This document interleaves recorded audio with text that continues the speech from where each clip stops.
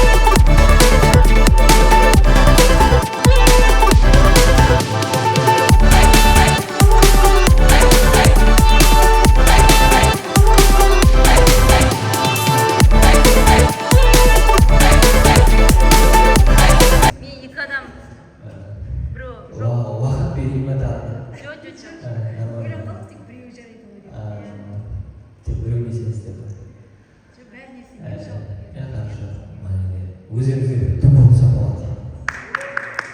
Сол бералатын достарыңызды қадірін біліңіздер. Өйткені дос кез келген достың жалпы бірнеше түрі болады. Ол қуанышта, ол қайғыда, ол имитация достар. Сен басына түскен кезде шынайы достың кім екенін білесің. Сол кезде секіріп кетеді көресің. Ал сізге қойдың 2000 берді ме, қойдың 1000 теңге берді ме, қой таксиіңді ештеңе алда жүрді ме, это красавчик. Түсінікті ғой. Ал ақша таба алмағандар өмірден тұрсын. Сіздер отырды. Кім таба алмады? Ана жерде қатысушылар болды ғой. Ана жерде қатысушылар болды. Я таба келіп тұрсын олар.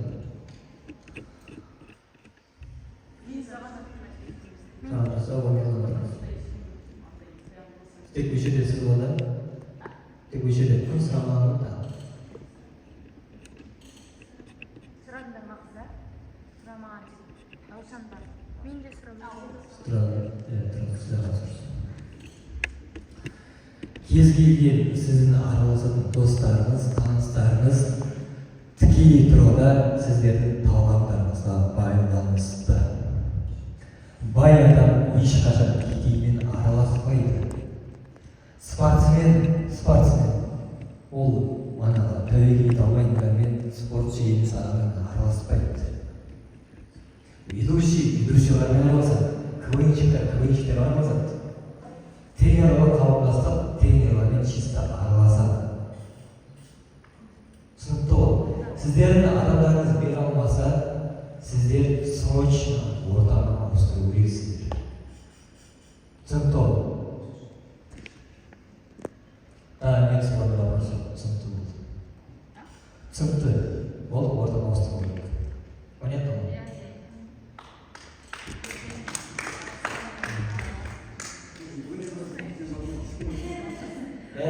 Сіздерге айтайын, біреулер андай тренинг еліп келген неге дейтіндер болады.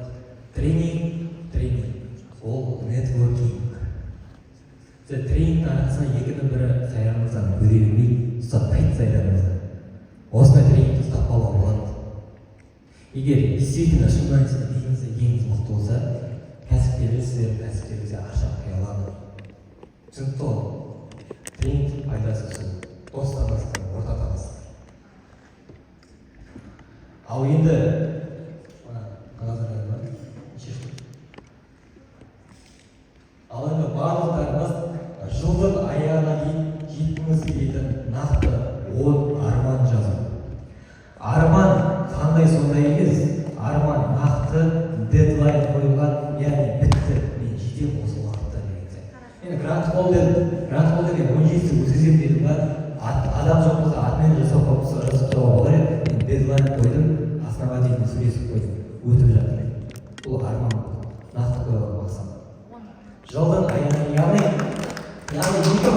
2023 жылдың аяғына дейін жеткіңіз келетін нақты 10 арман. Арман нақты уақытта қойылған, және де ми сенетін миллиардтарды, миллиондарды армандар етпеңіздер. Ол адам ми сене алады. Өз сіздер талғамдарыңызға сай армандарыңыздар. Түсінікті ғой. Ақшаға қатысты, отбасыға қатысты әр нәрсеге бөліп тастаңыздар. Өйткені 4 болған тең болсын дейді. Жалпы айтып кеткен тұлғалық даму бойынша жазыңыздар мақсат. Және бизнес бойынша жазыңыздар. Сосын манаға жан-рахатты. Мысалы сіздер кәсіпкерлер, мысалы сіздер ақша табасыздар, істейсіздер, бірақ кей кезде манаға нелер болады ғой. Қайда жұмсаймын деген сияқты. Ойлап қайырымдылыққа жұмсай жан-рахатын алу үшін. Біреу драйвпен андай спортивный машина болады да неде. Ал біреулер жалпы басқа бірдеңені істейді. Сол жерде жан-рахаты. Содан кейін манаға нақты өзіңіздің армандарыңыз болу керек. Ол біреу ресторан ашса келді, ресторан ашқым келеді деген сөз емес. Жүректің түбіне ілу. Және де оны арман жазып болғаннан кейін сіз сол армандарға не үшін жеткіңіз келеді, соны жазыңыздар. Содан кейін ол арман мақсаттарға жетпесеңіз, сіз не жоғалтасыз. Мысалы, мен армандадым, нақты дедлайн қойдым, грант болды. Ана адам келмей қалған жатқанда бас тартуға болар еді. Бірақ мен не жоғалтамын?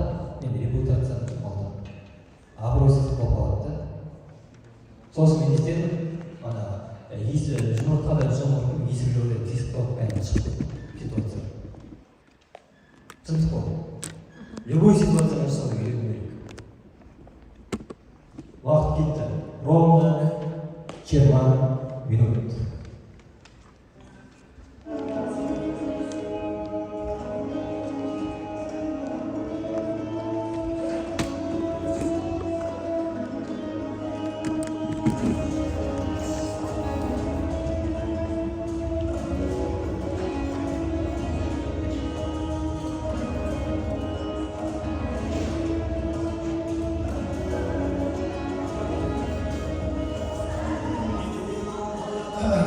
Ал ендеше қатысушылар сіздерге сәттілік, бізге де сәттілік.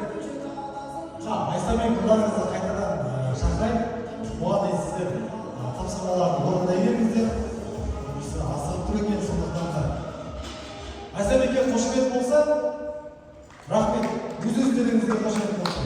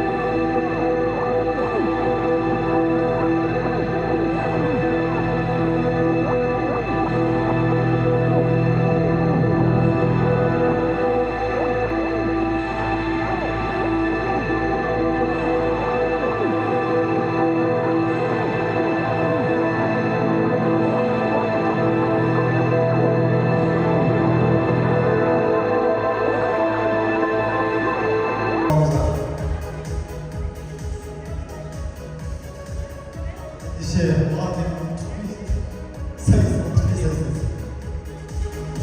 완성.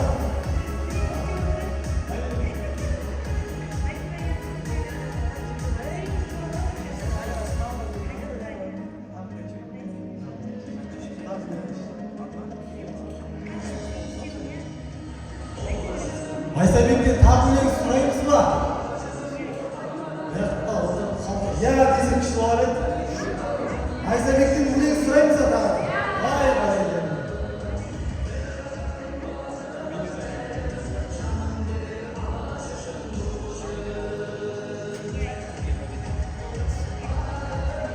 әлі 10 минут